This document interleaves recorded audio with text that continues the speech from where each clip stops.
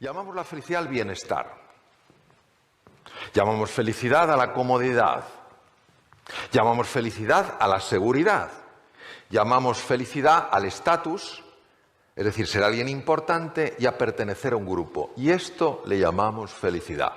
Esto no es felicidad, esto es bienestar. Es diferente. ¿Y por qué lo sabemos? Porque personas que han alcanzado un nivel enorme de comodidad, de seguridad en su vida, de estatus, de pertenencia, siguen notando un vacío en su vida.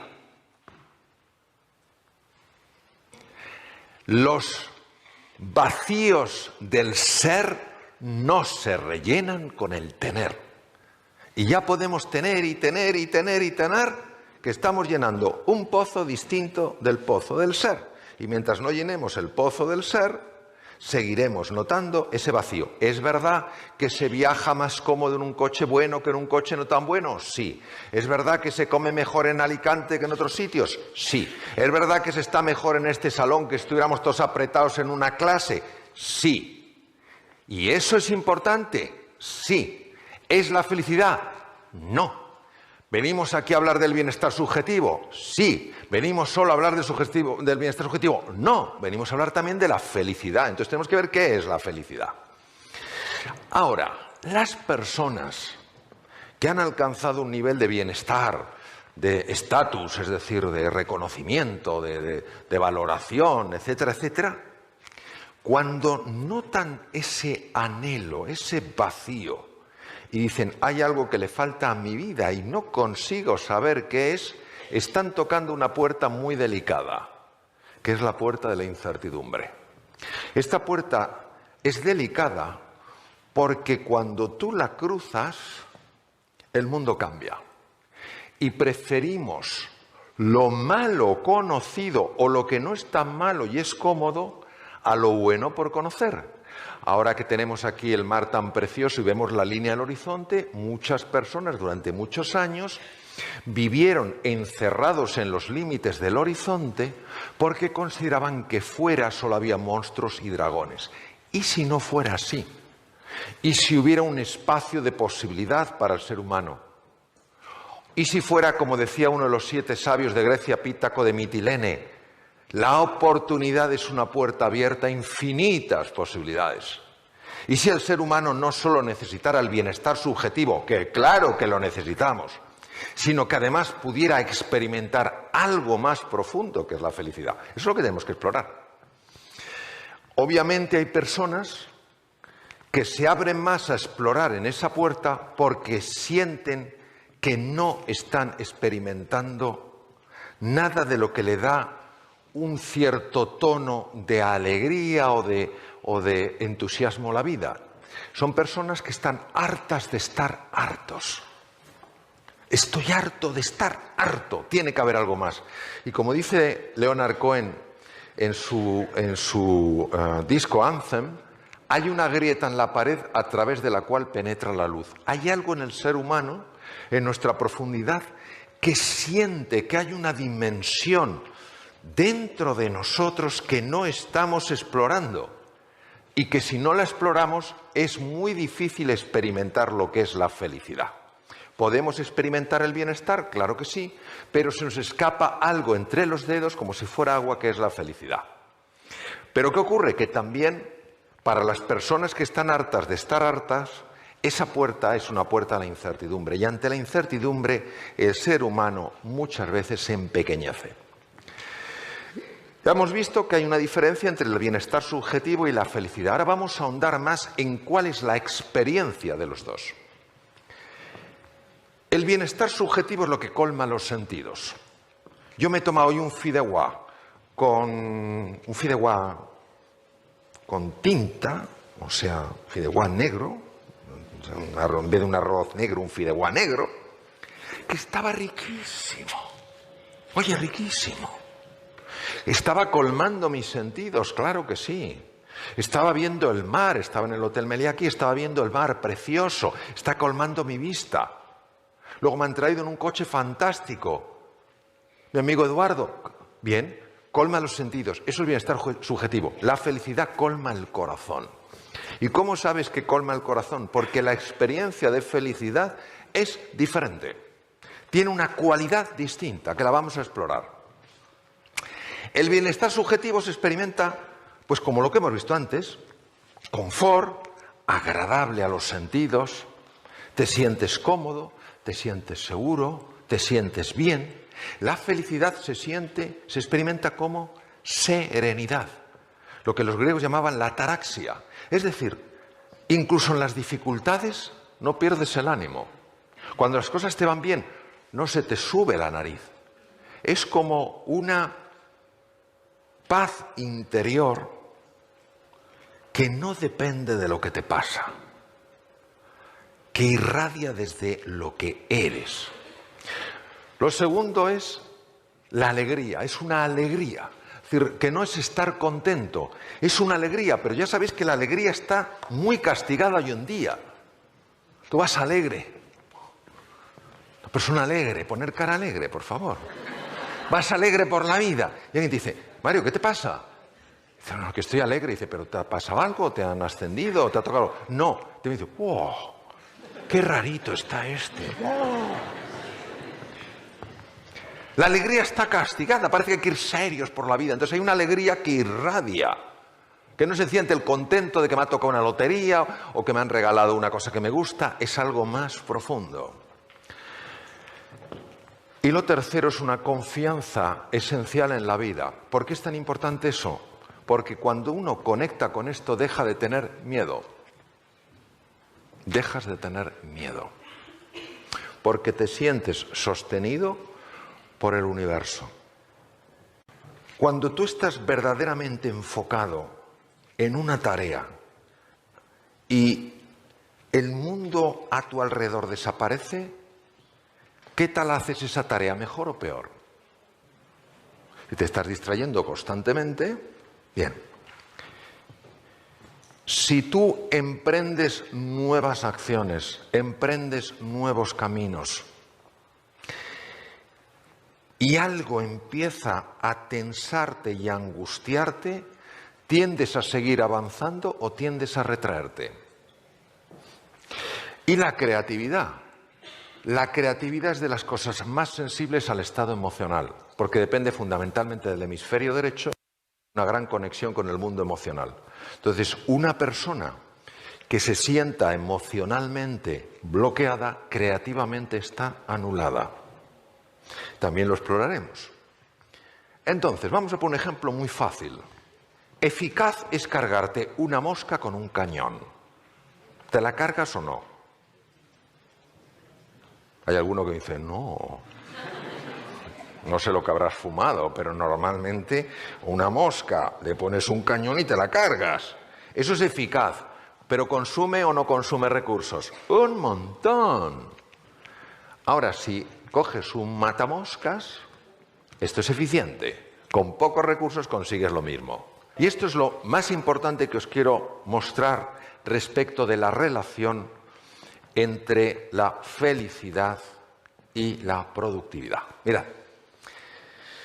voy a utilizar esta cosa tan chula, ya veréis, a ver si funciona. Eso es, a ver, enséñamelo. Bien.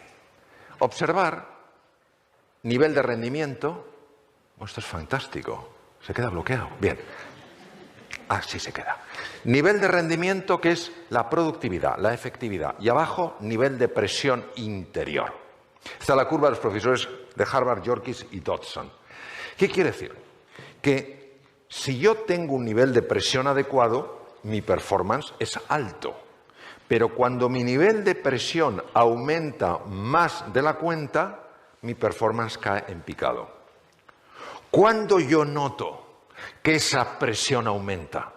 Cuando no me siento valorado, cuando no me siento querido, cuando no me siento respetado, cuando soy incapaz de ver a la otra persona más allá de los juicios y me pongo a la defensiva, cuando me siento resentido, cuando tengo celos, todo eso aumenta la presión interior, es la base del sufrimiento humano y baja el performance.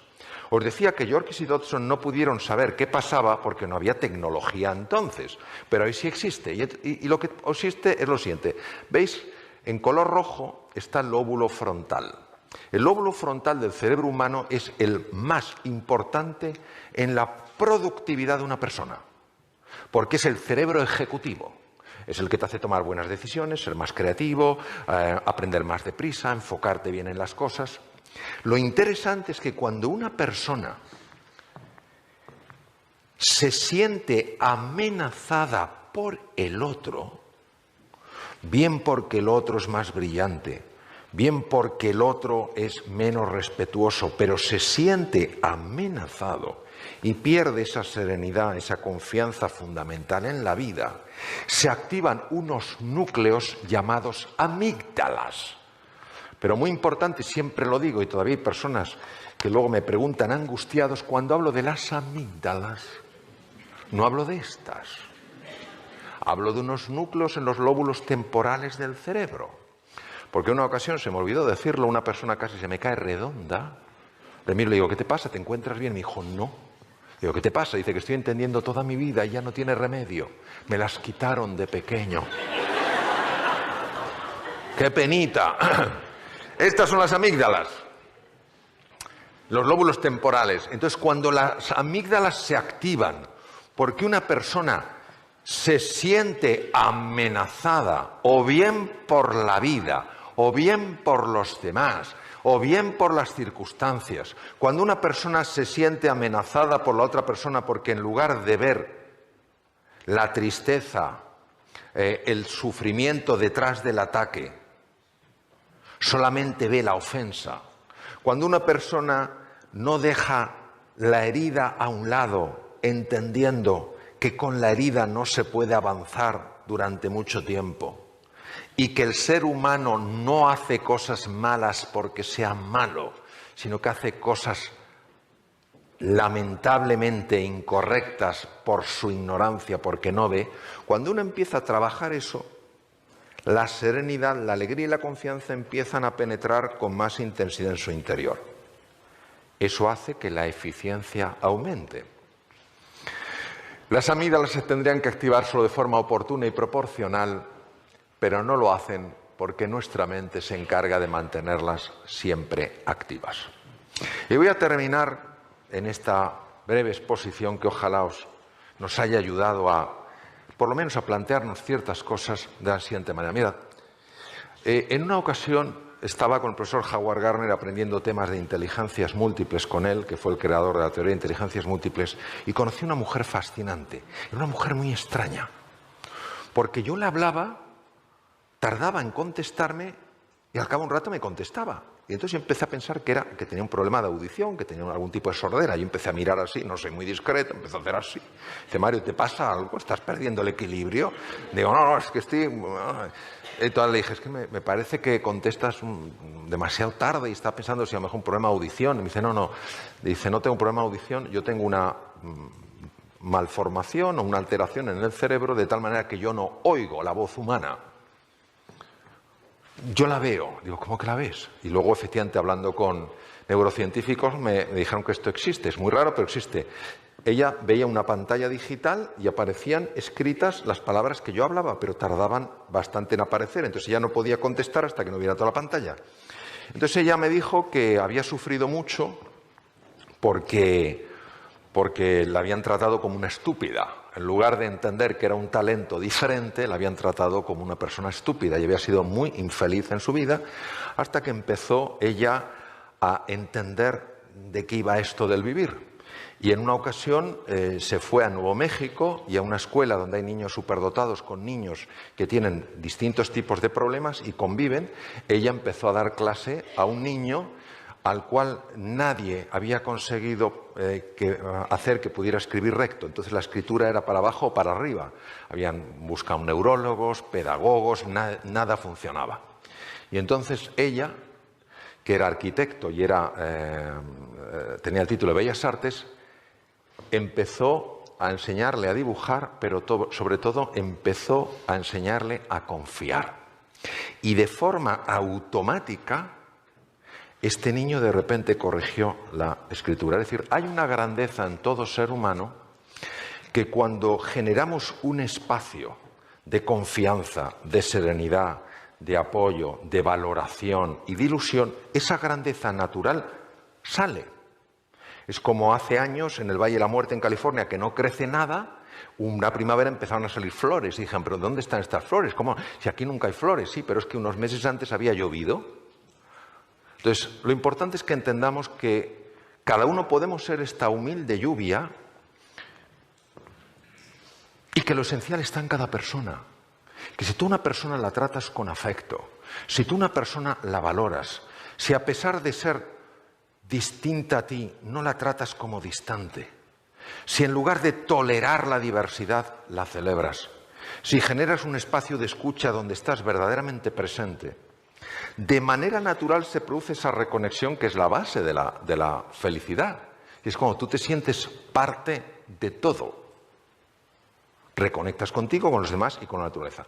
Y todos, sin excepción, yo el primero, vamos a tener que experimentar una digamos, lucha. Y esto es lo que aprendí de esta profesora, y con esto termino, la cual lo aprendió de los indios navajos. Esta mujer me contó una historia que es la esencia de la filosofía del pueblo navajo al que ella visitaba, aparte de ir a la escuela esta de los niños.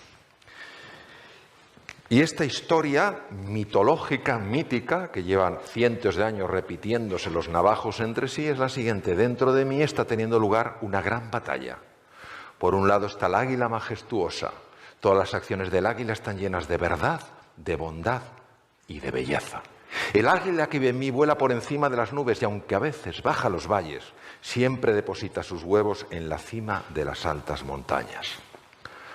Pero dentro de mí también vive un terrible lobo. Él representa lo peor que hay en mí, se sustenta sobre mis propias caídas y justifica su presencia diciendo que él también es parte de mí.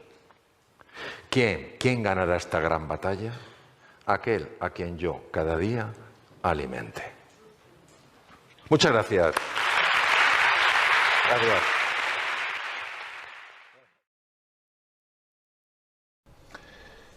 El origen del estrés es la percepción de que uno está en un mundo incierto, en un mundo que no puede controlar.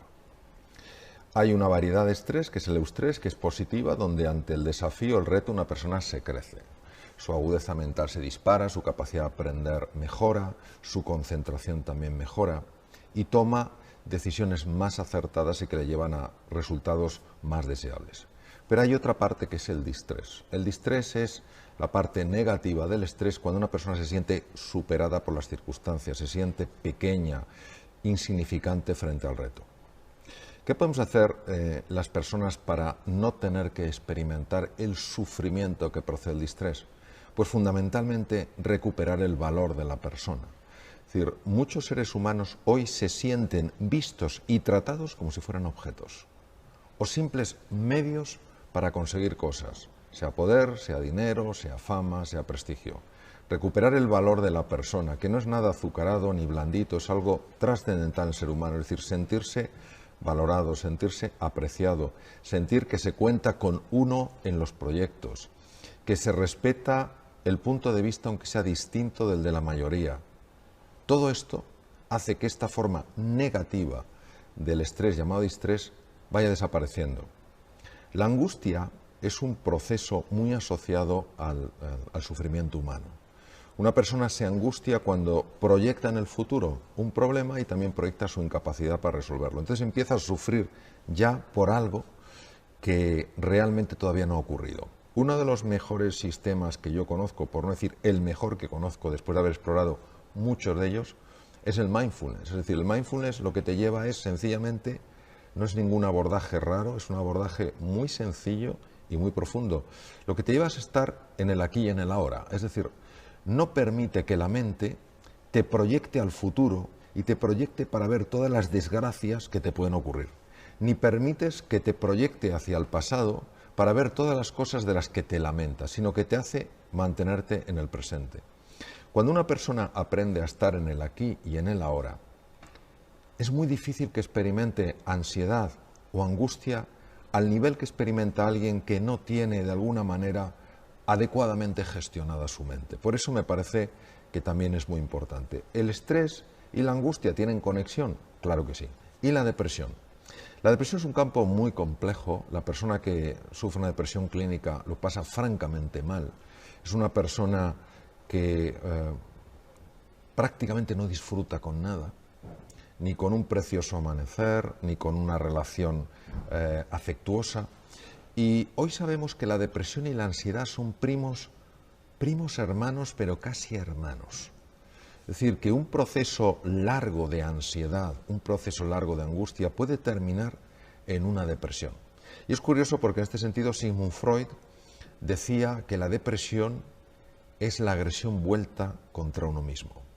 Cuando uno estudia la mente humana y empiezas a ver con qué frecuencia la mente sabotea tus mejores esfuerzos para salir adelante en la vida, pues te das cuenta que algo tan poderoso todo el día actuando en contra tuya, pues no es de extrañar que te lleve a una depresión. Entonces, en resumen, yo diría que hay dos cosas que podemos hacer.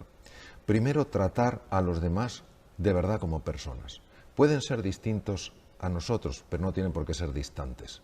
También ellos quieren ser felices, también quieren ellos sufrir menos, y no podemos permitir que formas distintas de ver la realidad nos separen como personas. Y en segundo lugar, hacer trabajo interior para encontrar ese silencio donde está el más bello de los sonidos, que no es la ausencia de sonido, es la ausencia de ruido.